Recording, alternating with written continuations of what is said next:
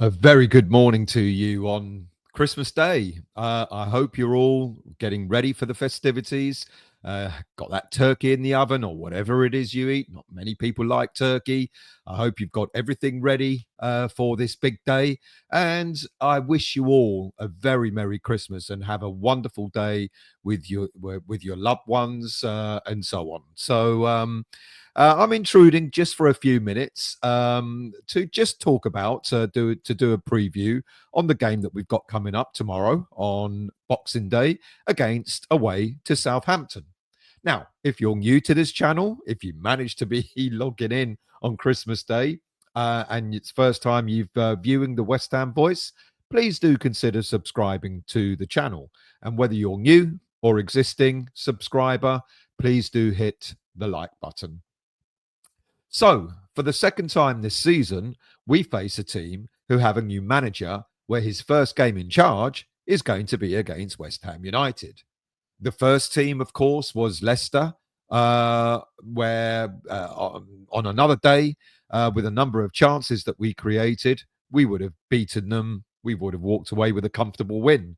But that wasn't to be. And that was against Ruud van Nistelrooy's Leicester. But on that cold evening up in Leicester, we let our defensive guard down, didn't we? And we got beat 3-1. So what about Southampton? Well, Southampton at the moment are rooted to the bottom of the league. One win, 3 draws, and 13 defeats so far this season has given them just 6 points. And as I've said, they're rooted at the bottom of the table. And it's going to take some almighty second half of the season performance to see them pull away from that. Now, when Southampton were promoted, they spent something like 117 million euros on strengthening their squad to give them a good chance of staying up.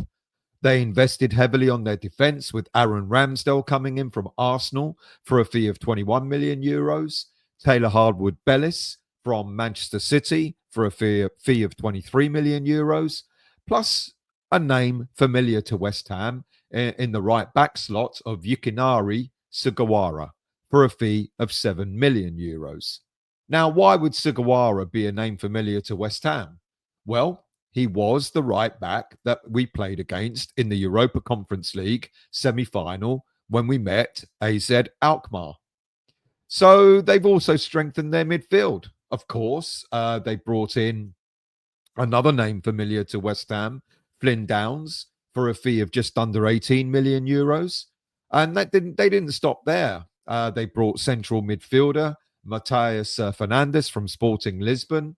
Then up front, they acquired the services of 22-year-old Cameron Archer from Aston Villa for a fee of 18 million euros, and also Ben Brereton Diaz for 8 million euros from Villarreal. Now, this is on top of bringing in a number of experienced free transfers, the likes of Ryan Fraser and Adam Lallana, to name a few. And on top of that, they've still got 1 or 2 decent players that they had there from last season when they were in the Championship. In essence, Southampton did a really pretty decent summer transfer window. And with a mix of young players, experienced pros, they should have had a blueprint for maybe doing a bit better in the Premier League this season. I won't lie to you. Should Southampton get relegated this season, I'd go for at least 3, 4, maybe 5 of their players in the summer transfer window. Hardwood-Bellis in central defence, Ramsdale as a goalie, maybe Fernandes, and maybe Cameron Archer up front. Who knows? We could even look at maybe getting Flynn Downs back. I was disappointed, to be honest, that he was discarded by West Ham in the summer. However, the thing that seems to have let Southampton down is that former head coach Russell Martin is a purist in the football that he wants to play. I admire him for that. He did superbly in the Championship last season with the brand of football that he played. But the Premier League proved to be a lot more difficult for Martin to accommodate him, that style of football, quite flair football, possession-based and so on. But fair play to Martin, like I said, for wanting to, keep to his ethos as to how he wanted the game to be played. But it didn't bring him the results that he wanted. Enter Ivan Juric, who it will be his first competitive game against West Ham, as I've said. The 49-year-old Croatian has only ever managed Italian teams in his career. He's been in charge of the likes of Genoa, Verona, Torino, and more recently, Roma, where he was head coach there for a mere 2 months before being dismissed after failing to turn the team's fortunes around. That is demanding. But to be really honest with you, I think it's a bit of a bizarre move for. Oh, is it? Well, let's think about it. He hasn't really had a lot of success in his coaching roles, apart from when he got Crotone promoted to Serie A back in the 2015-2016 season. He's naturally a defensive-minded coach, adopting at times a man marking system. So I'm kind of expecting to see Southampton, the team that he puts out on Boxing Day, to look at stifling West Ham United's attack. And it won't surprise me if we see the likes of Kudus and Bowen being man marked. Now, despite not having officially taken over for the game against Fulham the other day, we started to see signs of what Juric is likely to do with Southampton. And I dare say he probably had an input in making that midfield far harder to play against, where they got themselves a very creditable 0-0 draw away from home. He also prefers to play like a wing-back style system. So we may well see that kind of outline when Southampton play against us on Boxing Day. I would imagine both Wan-Bissaka and Emerson, I guess Southampton are going to want to keep them quite busy defending.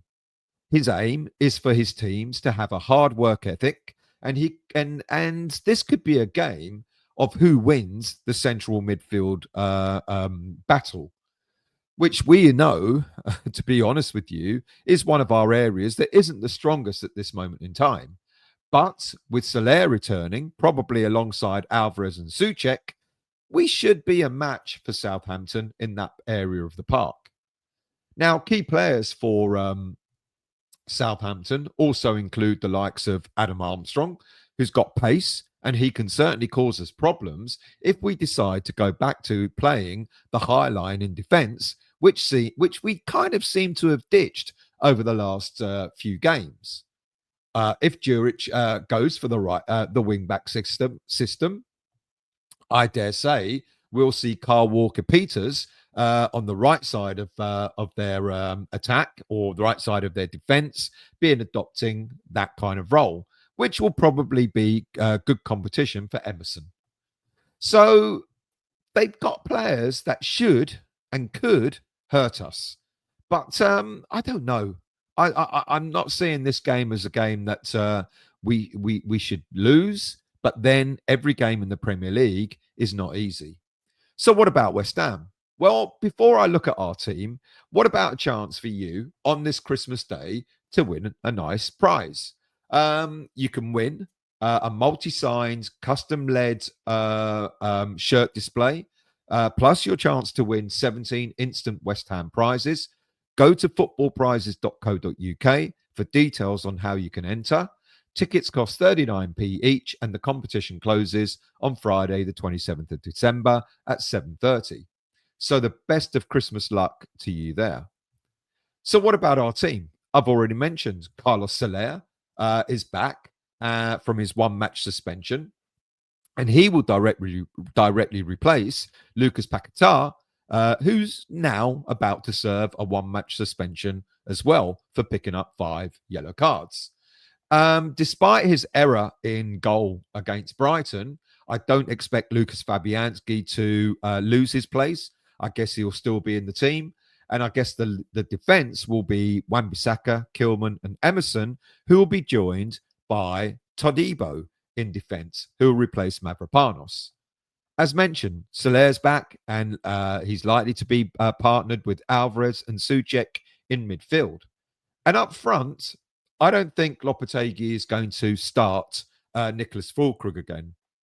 And whilst he continues to take time from getting back to being fully match fit, and we heard the other day that despite being back, the Achilles injury that he sustained does still flare up at times. And that means he needs normally a bit longer in between games to recover. So I don't expect Fullkrug to start. I think he'll be on the bench with Somerville being recalled into the lineup, with obviously Bowen and Kudus alongside him. So that's three changes overall for West Ham. And to be honest, I think it's likely to be the strongest team that we can put out at this moment in time. So let's confirm. In goal, I think it will be Fabianski. The back line will contain Wan-Bissaka, the return of Todibo, alongside Kilman and Emerson. The central three midfield will be Soucek, Alvarez, and Soler, with Kudus, Bowen, and Somerville up front. That means Kudus obviously will return to the right side of but because we saw what happened in the game against Brighton, that front line started to actually be a bit more lively. It gave us more pace. It gave us more direction in the second half of the game against Brighton. And I think, like I've said before, I think we should be allowing that front three to develop and flourish and see where it takes us. Now, with that front three, and with Southampton's poor defence, I think we'll get a good couple of goals in this game. Southampton themselves have scored only 11 goals in the Premier League so far this season, and I think we're going to keep a clean sheet, and I'm going to go for a 2-0 win against Southampton. It might not be a pretty game to watch, but if we go 4 games unbeaten, as well as keeping a clean sheet, that will certainly give us confidence going into the final game of 2024 when we host Liverpool at the London Stadium this coming weekend. So I'll be driving down there. I'll be meeting up with a few friends to watch the game. Look, I don't want to be overconfident, and I don't want to, suggest that that Southampton don't have a chance. Every team has a chance, especially when they've got a new coach at the helm. Who's going to give them that sort of that boost that they're going to need. But for me, I think we should be strong enough to be able to beat Southampton and beat them with relative ease. I'm expecting us to get a clean sheet. I'm expecting us to get a couple of goals. Maybe Kudus and Bowen will be the players who will score. I'd like to see Somerville get a goal and give him a little bit of confidence as well. So 2-0 to West Ham is what I'm predicting. Do join me for a post-match review straight after the game on Boxing Day. You can go back to your Christmas festivities now, and thank you for listening to me. I've still got that frog in the throat that I can't get rid of. But thank you for watching. Thank you for listening. And like I say, if you're new to the channel, please do consider becoming a subscriber, and please do hit the like button and leave your comments as well. Thank you for watching, and I'll see you all after the Christmas break.